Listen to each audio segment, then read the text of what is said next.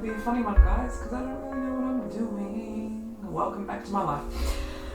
Oh, the microphone. I really don't know what I'm doing. Yeah, I'm gonna trust that everything is being recorded as it needs to be recorded. Welcome back to another episode of the Nuanced Naturopaths. Here we go. No. No, I'm so sorry. This is not the Nuanced Naturopaths. This is this is another episode of Oh My Menses with me, Karinda. Naturopath, menstrual cycle educator, fertility awareness educator. Where am I at today? I think that is the question to start off with. As we always do, start with a cycle check-in, but my goodness, where is my brain at? I'm not going to reveal that right now, but I will highlight the recent blood moon lunar eclipse in Pisces, of all the signs that are going to make me dreamy and whimsical. It's going to be that. And it's been like a really interesting week overall. I shared a little bit on Instagram last week, just this sensation of like simultaneously flat and drained, but really charged and focused in a weird, strange way. And I'm not quite sure what's happening, but I'm rolling with it. I'm just noting that it feels different and significant. Today I am on day 16 of my menstrual cycle. And usually for me, that is like the peak of my ovulation time. It's my mid-cycle point. But as we know, when it comes to menstrual cycles and the human female body, there are no guarantees. And yes, we can find patterns and we can find our usual and our typical and our average, but we need to take the body at face value with what it is presenting us in any given moment. And this week, my body is presenting me with the message of like, we're vaguely trying to ovulate. We're not there yet. Maybe you haven't given us everything we need in order to ovulate. And what's interesting is that my diet has changed fairly dramatically over the last 2 weeks, and my stress levels have also been impacted, but not... Actually, this is a good point to remember. Stress isn't always negative. Stress isn't always just stemming from bad things, challenging things happening in our lives. Stress can also present as excitement and eagerness and something new and fun and stimulating. That can also be received as a stress in the body, and it can increase things like cortisol and adrenaline and make your dopamine a little bit more like sensitive as well. But it still acts as stress in the body. And so in the context of ovulating at a healthy, regular time between, cycle day 14 and 16, I may be experiencing too much physiological stress right now. My sleep has certainly been affected. I'm not getting my minimum of 8 hours every night, which I have been getting for the last couple of months really solidly. That's been impacted. I will put my blue blockers on soon to protect my melatonin, to set myself up for a much better sleep tonight. I don't know why I'm not wearing them now. I think I just wanted to see you guys first. And I don't like the reflection of the lights, it's just a whole thing, So I cut out a whole ordeal that I had with my blue blocking glasses and the lighting just now. So there's not going to be any blue light blocking glasses on for the duration of this episode. But if you're watching this episode on a screen and the sun has gone down, put your blue blockers on, or do that hack that I've taught you where you can turn your iPhone screen completely red, take away all the blue light. Like, we need to be protecting our hormones. And now, because of said ordeal that you haven't seen, the glasses are coming back off. I guess I am feeling today, especially, I noticed like some weariness of like, oh, why isn't my cervical fluid doing the thing that it normally does? Not feeling that real peak of energy. I'm feeling energized, but not that, ovulatory peak. A bit of weariness around that. And then but also then when I assess all the factors, I'm like, it makes sense that your body's like, a little bit curious about what's going on, and, not feeling like it has all the resources or the right conditions to ovulate. And, that's a really just great reminder that your body needs to feel safe enough to ovulate. And unfortunately, stress, even if it's coming from a good stimuli and a kind of excitement, can still be perceived as a physiological threat. And your body can delay ovulation, because if your body is under any kind of stress, if your brain believes that there is imminent threat or danger or, risk of not surviving, fertility is not going to be prioritized. The focus is going to be on surviving, not thriving with a bunch of babies. So yeah, I'm in a weird spot, but happy to be cruising with it. Always allowing myself to be humbled by my body and the gifts and messages of my menstrual cycle and the wisdom of my menstrual cycle.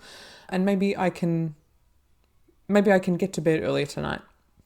Maybe I can wear my blue light blocking glasses for longer tonight. Maybe I can eat a little bit more tonight. Maybe I'm not getting enough calories or the right kinds of calories to give my body the fuel that it needs to support sufficient estrogen levels, to support my brain health, to support my nervous system, to enable ovulation. There's things I can take from this. There's things I can take. So what I want to talk to you about today is like a relatively quick one.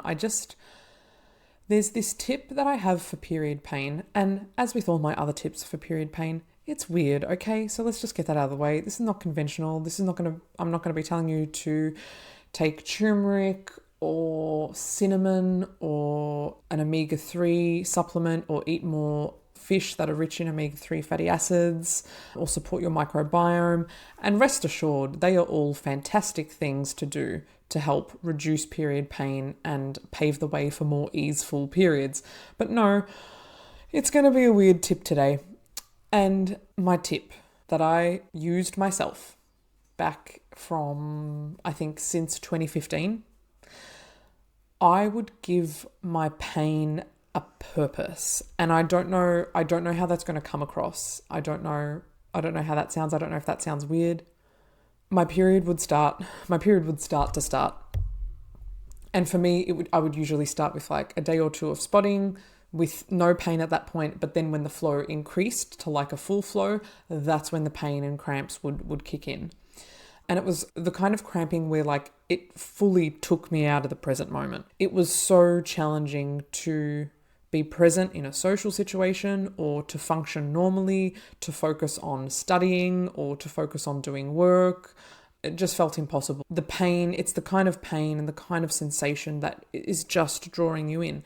At the time, I didn't know that. At the time, I was focusing on just the natural supplements and focusing a bit on diet. Still, there was heaps of room for improvement in my diet at the time. I was eating it was a high starch, high sugar, high carb, high fat diet, vegan, not doing veganism well, stupid. Well, look, I love and accept and forgive myself, as we all should. But there were gaps that weren't being filled, and I wasn't looking at... that was before I was looking at my menstrual cycle with this spiritual lens, with this idea that I could be in relationship with my cycle and that my period and my entire cycle and all 4 phases of my cycle could be communicating messages and wisdom to me. That hadn't quite clicked yet. But for some reason, something that did help me at this time, when I didn't have all these amazing natural tools fully in place, was giving my pain a sense of purpose. And how I would give my pain a purpose, I would pretend that I was experiencing labor pain. And I would pretend that I was giving birth. And for some reason, that just made things so much smoother. And I think one of the reasons is because it got my attention focused on the pain. Now, if your body is producing a pain signal, it's wanting your attention. It's asking for your attention. So by role playing with my pain, I was giving it my attention. Maybe not giving it everything that it needed or that it was actually asking for, but attention was a great place to start. And I would sort of justify in my head that like I had heard older women, like as I was growing up, I had heard older women refer to period pain or bad periods being a really good experience, really good practice for labor pains. And at this point in time, I was pretty certain. Yeah, I was definitely in a phase that I was like, no, I'm not having kids. That's just not on the cards for me. So it's interesting how this still like came into my practice pretty naturally. Yeah, I can't say that I saw anyone doing it and then decided to try it myself. It just was something that came up. So a couple of things shift. Movement and sound are probably two of the main things I want to talk about beyond just how I was like relating to and interacting with my body. Let's start with movement. When I pretended that I was going through labor pain during a bad period, during a painful bleed, or even just trying the thought on that, oh, this is good practice for labor pains. Oh, I'm going to be so good at like labor when I'm giving birth. What a concept. The movement shifts. And so instead of like bad period pain, like all the kind, it makes you want to like curl in and let's do some demos. Bad period pain makes you want to curl in like that, makes you want to go into the fetal position, maybe like some rocking and really like hunching down on that position. With like a weird mix of stillness and movement. Sometimes stillness feels good, sometimes movement feels good, sometimes nothing relieves it and it's just there and you kind of just move to like distract yourself. When I shifted this focus, the movement changed to like, okay, imagine you have like a big pregnant belly. And maybe that was the first thing actually. This is so weird. Imagining that for myself, I was like, okay, imagine you have a big pregnant belly. What does that look like? What does that feel like? And I let my belly relax. I let my lower belly just relax. I wasn't tensing anything. So that was like a first prompt that I didn't even realize before I started sharing this story right now, in this moment, is that I think that geared my brain from like tension to relaxation. And even if that was just like 1 to 10% more relaxation than that griping, that gripping, that squeezing in, that curled in vibe, imagining you have a big pregnant belly really helped. And the other thing that I did, and again, this audio is going to change because I'm going to stand up to show you. I would put my hands on my lower back, like how you see women in labor, like walking around wherever they're birthing, like hands on lower back, the belly's sticking out, and just, pacing, because I think that's what we're meant to do. And again, I think the pacing helps with relaxation. Hands to the lower back is I think just a really nice supportive thing. Some people experience the kind of period pain where it is worse in the lower back than it is kind of in the lower abdomen. And I think that's just certainly if you experience that kind of pain, hands to the lower back can be really nice. But also just remembering that when we're bleeding, no matter what sensation we have or where we're having it, there is so much happening in our pelvis, in our pelvic bowl, and our sacrum is just going to be a part of that process of what's happening. And if you want to make it a bit more energetic, I would do I would do that nice hand rub for several seconds and then just place that on skin to skin would probably be best, but not necessary. And just think about the physiological side of it. Think about like circulation, blood flowing easily to your womb. Imagine like your blood easily flowing out of you, like clearing any stagnation, just like encouraging nice, easeful flow with the warmth of your hands. And then on the energetic side of it, infuse an intention into your hands. It might just be a word, or it might be a mantra. It might just be like ease, ease, ease, or it might be relax, relax, relax, or it might be breathe, breathe, breathe. Whenever I had bad IBS or cramps when I was a teenager, I would be like, this too shall pass, this too shall pass, this too shall pass. All suffering is temporary, all suffering is temporary, all suffering is temporary. So you might want to explore something like that. Play with the physical and the energetic, and they're one in the same. They come hand in hand. But that might be something that you want to give a try. And certainly, yeah, the pacing for me, I think, helped as well. I can often picture myself like, I would literally do this at my desk, and I would literally like hunch over and I would just like rock my hips. And if I had a boyfriend at the time, I'd be like, can you just like put your hands on my back? Can you just rub my back? And that felt really, I can't tell you how nice that felt. That is a must. And yes, I'd just be rocking like that with like a little bit of a bend over, but not that really tense, hunched over vibe. And I think even just like experimenting with rocking my pelvis, like maybe doing some like cat-cow movements on all fours, or hip circles on all fours, or even just in a seated position, or maybe like on your knees, sitting on your knees on the floor, butt to the ground, and then just sort of like tilting your hips backwards and forwards, just to get some like movement, so that if the pain for you is being caused by any tension, any holding, any like unhelpful hip positioning, pelvic positioning, any kind of like tense fascia, just bringing that gentle movement can be really nice and can be a game changer on its own. The second component I want to talk about, and I think this is more powerful, is sound. When I was giving my pain a purpose, when I was pretending that my period pain was labor pain and I was preparing to give birth, and every menstruation is a kind of death and a birth, by the way,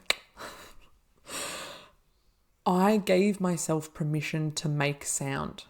Have you ever seen or heard of a woman giving birth or going through labor in total silence? I haven't.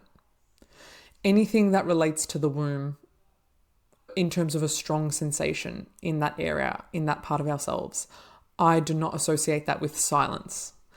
We come into this world from sex. You can imagine the sounds that happen during something like that. And you can imagine the sounds that happen during the birthing process. And it's interesting that they're similar, just as an aside. And so why is it with period pain, just because we're not birthing a baby, I don't see it as common practice to hum or moan or groan or make vocalizations? Something I learned maybe a few years ago, I learned it in theory, and then pretty quickly I saw it in practice for myself. And I guess you could say I saw it in practice for myself before I even understood the theory. The connection between our throat and our cervix is really, really strong. And I want you to imagine your cervix needs to open and needs to be relatively soft and low in order for the blood of your menstruation to flow easily out of you, out of the cervix, down your vagina, and out at your vulva. When there's tension and when there's, a whole array of different issues, whether it's inflammation or immune dysfunction, things that can cause heavier periods or things that can cause more painful periods, the tissue of the cervix itself, might be holding more tension. And that's going to sort of amplify the issues. That's going to create a kind of stagnation. That's going to create maybe a scanty flow. It's going to create more pain and tension than is necessary. And by opening the throat, by working with vocalization, you are encouraging the opening and the softening of your cervix, theoretically making it easier for the blood to flow through you. And I certainly found this. And I wasn't like, when I first started experimenting with sound while bleeding, I wasn't like intentionally trying to mimic the sounds that I have heard from watching birthing videos or for any depictions that we see of birth in the media. I was just being like, okay, what sound would feel good? And it's usually a low kind of tone. It's a low hum or groan. I can really like feel the somatic memory of it in my body now. And it's just, I don't know how to describe it. It's just so nice. And just that vibration being carried through your body as well. Humming, we know, stimulates the vagus nerve. We know that the vagus nerve ends at your cervix. Sometimes things just make sense. So anything that stimulates the vagus nerve theoretically can help you interact with and influence your cervix. So humming, gargling, laughing can be really impactful on the vagus nerve. So I wonder if that's one of the mechanisms of action with what I'm explaining. Sometimes we learn things in real time, guys. I don't always know all the things at all times. Sometimes I need to sound it out and then I'm like, maybe that's it. Yeah, but just the power, that vibration being carried through just calmed my nervous system as well, which is also a really key ingredient for having a more easeful bleed, is making sure that you're in a good headspace. And there's something about the humming that is just so soothing. And there was something about giving myself that permission to make sound. It felt so normal and natural, and it helped my pain. It eased the pain, and the duration that I would experience cramping for in the day lessened and lessened and lessened. And I'm not at all surprised that period pain is often worse when we're in situations that we feel we can't get out of, when we're showing up to obligations that we feel we can't say no to, when we're at work or socializing or tending to our motherly duties or our wifely duties, partner duties, girlfriend duties, family obligations, like whatever it is. When we're in that mode of like showing up and like, okay, put on your best self and like make a face that looks like you're not bleeding right now. Make sure no one can tell. We're like creating this resistance, we're creating this tension, and the message we're communicating to our body when we're in that mode is like, we don't have time for you, and like, God, I just wish you weren't doing what you were doing right now. And that creates so much resistance. So why would we have a good period? Why would we have a painless period? Why would we have an easeful period when we're creating that tension? And then our body's just working against that tension. That's never going to result in ease. That's never going to result in a nice bleed. Whereas when we revere the menstrual cycle, when we see and start to treat menstruation as the sacred and very important thing that it is, which I know it's radical. I know it's radical because the culture is just got it flipped around. It's such a taboo. Keep it hush hush, get on with it. You're a woman and you can do anything a man does, so just get on with it. That's not the best. So when we flip that script and we start to view our periods as sacred and like a time to slow down, to listen to our bodies, to let the world fall away for a day or two or three, even just for parts of the day, when we give our body that space, we can move around how we like. We can look a bit funny and pretend that we've got huge pregnant bellies, and rock our pelvis back and forth. And we can moan and groan and vocalize. We can scream or yell, scream into a pillows. Such a good release, especially at menstruation. In fact, I will say, if my period has started, but that full flow hasn't quite kicked in yet, usually I'm feeling emotionally stagnant and there's something emotional within me that hasn't been released. I will scream into a pillow. That blood starts flowing. I immediately feel better.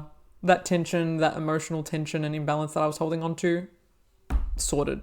Scream into a pillow. I made a whole podcast episode about it. You should check it out. It's like episode 14 or something.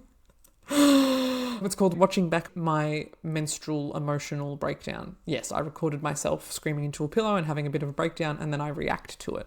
In case you haven't seen that and you'd like to see that, that's on the internet. Questioning my life choices. No, I'm happy to share it. I'm happy to share it all. So, I mean, I can't make that change single-handedly as far as a culture goes, but I invite you to try it. I invite you, if it's not something that you do already, I invite you to try interacting with, relating to your period as something that is sacred. Seeing your period as your body's cue for rest. What a blessing. Your body automatically gives you this signal of like, hey, time to slow down. Oh, cool, body. Maybe I'll experience like a great month ahead because I'll slow down now instead of just pushing through. And then my period finishes. Oh, and I'm still pushing through because there's all these imbalances and I'm not giving myself and my body the time and the rest that it needs, that it's asking for, that it evolved with.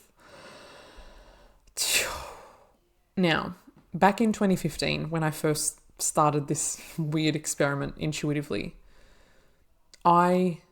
back then I didn't know that pain, period pain, could be honoured for what it was. Period pain. I didn't know that. I could see that my mindset thought I had to make it something more big, more important, more significant, like giving birth, to give my pain a purpose. Thankfully now, with all my learning and, growing just a tad, just a little bit wiser, year by year, cycle by cycle, I'm now at a point where I'm like, oh, no, my period pain is sacred, and it is a sacred message as it is, and I don't need to apply this extra meaning to it. But if you're not quite in that headspace yet, it could be a really good, fun, interesting, curious, quirky practice for you to try of like, okay, Karinda said pretend to be pregnant and pretend that you're giving birth, and like, okay, let's see what my body wants to do when I pretend that's what's happening. But remember, it can't be overstated. Your period pain is a vital message as is. Your period pain is an important signal as is. We don't need to add this role play element on top of it. Something I want to sort of like conclude with. We wouldn't question a mother who was giving birth, who was experiencing active labor. We would not question her for being loud, taking up space, being in a trance of sorts. So when we think about what's happening in the body and the contractions and the cramping that happens with active labor and the birth process, why can't we apply that same acceptance and permission and invitation to menstrual pain? Truly, why not? It's the same part of the body. You could say that we're born into the world and that we exist because the menstrual cycle exists, and that period pain and menstruation is inherently linked with birth and death.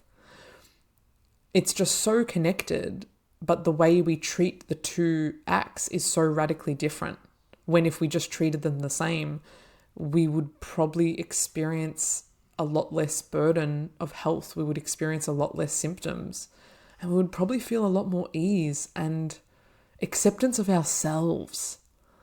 And that's another important question to ask as well. If we're not giving ourselves the permission to move around and make noise and be out of it and let ourselves be dissociated in a trance while our body is doing something big, what part of ourselves are we not accepting?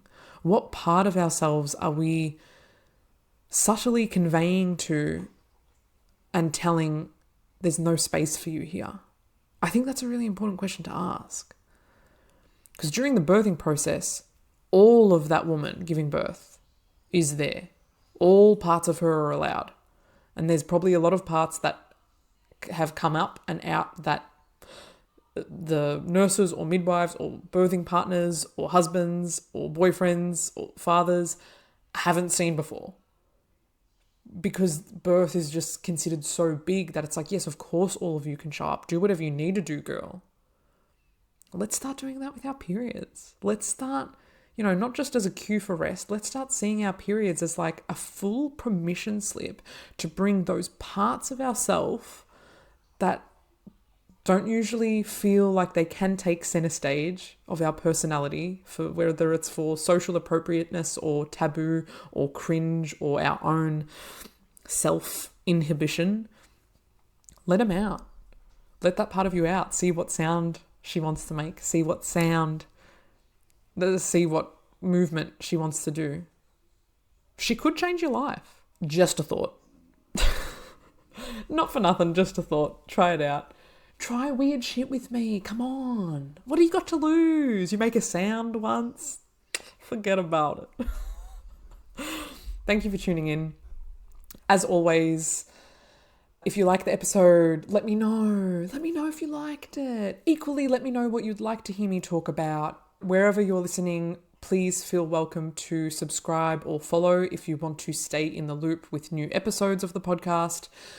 Even more connected than listening to my podcast is my emailing list, which is the Karinda's Corner community. You can join that with the links below. You can also download my free cycle tracking guide if you would like to deepen your relationship with your menstrual cycle, or if you feel like you haven't got a good relationship with it at the moment and you just want to know the basics, the guide is also going to be perfect for you. Downloading that free guide with the link in the show notes, in the description, in the comments, is going to automatically put you on the Karinda's Corner list, where you'll get fortnightly emails where I just talk about what's on my mind, what my cycle is teaching me in real time, how I'm living my life as a naturopath and menstrual cycle enthusiast and nature worshipper, and what I'm learning on this freaking weird journey of life. In the Karinda's Corner community, you also get access to all the archives of my blogs and past emails, and I'm also starting to upload more videos there, more vlogs, and there's going to be a lot of video content coming soon on my journey with sugar addiction. That's a big one. So if you want to check that out, if you want to have access to that, join Karinda's Corner by downloading the free cycle tracking guide below or using the link to join. Take care in the meantime. Look after yourself. Make some noise. Move around like a pregnant person. Just try it. Peace and love. Catch you in the next one. Thank you for joining me for another episode of Oh My Menses. If you have a special request of something you'd like to hear me talk about, or you have any questions that you want to ask me, please drop me a line at hello@karindaholistics.com.au. I would like to acknowledge the land and country on which I live, work and create, that of the Wurundjeri people of the Kulin Nation. I honour their connection to land, sea, flora and fauna across this country. I pay my respects to the elders of these communities, past, present and forthcoming.